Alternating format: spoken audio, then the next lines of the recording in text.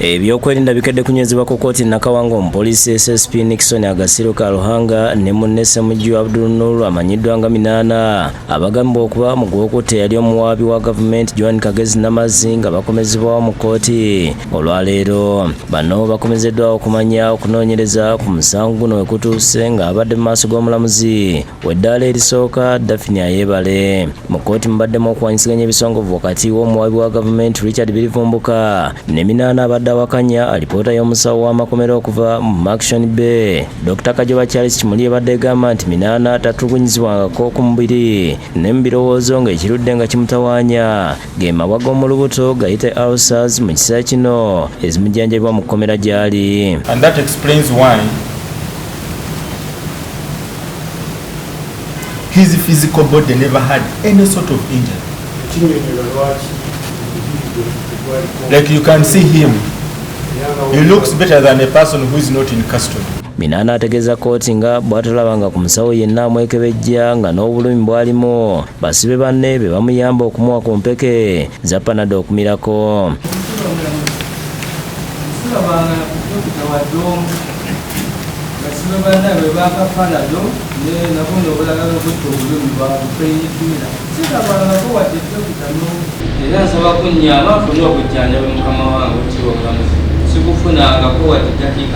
Kino kitanudde omuwaabi wa gavumenti Birivumbuka n'ategeeza nga Minaana bw'ali mu kuttattana erinnya ly'ebitongole ebikuumaddembe ng'asaanye okwetonda kkooti kubanga mulamu bulungi. So you can imagine how painkillers can heal someone who was not able to walk, to sit and eat just a few days ago. I think this comedy should stop.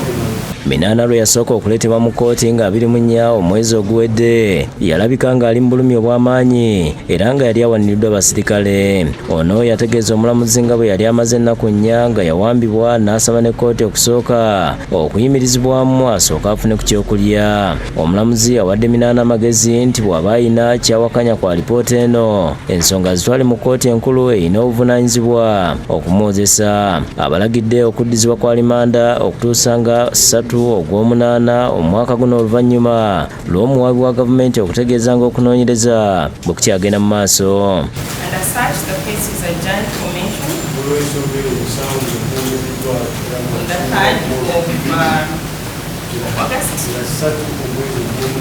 Kagezi yattibwa nga 3 ogw'okusatu omwaka gwa 2015 ekiwaatule bwe yali adda ewaka we. Oluvannyuma lw'emyaka 10 okunoonyeza kubuuzibwa omusango guno kwatojjera buto ekyaviirako okukwatibwa kwa Agasirwe ne Minaana nga bagenda kugattibwa ku bannaabwe abalala 4 abali ku musango guno. Ssenfuma Josephine Innocent ne Musasi Wankambo bye bakusakidde gweno ku Lwabukedde TV.